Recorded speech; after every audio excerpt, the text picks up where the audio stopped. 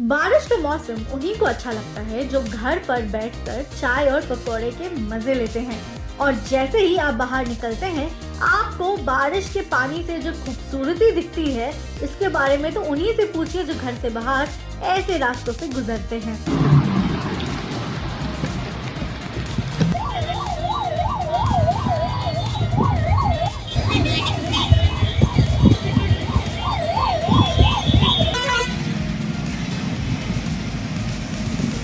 हैदराबाद का monsoon residents के लिए परेशानी बढ़ाता दिख रहा है। रेड अलर्ट्स इशू हो चुके हैं, स्कूल्स बंद हो चुके हैं, ट्रैफिक अपनी पीक पे आ चुकी है एंड पानी जम रहा है। Residents continue to remain fearful, especially those in colonies adjoining the Musi River.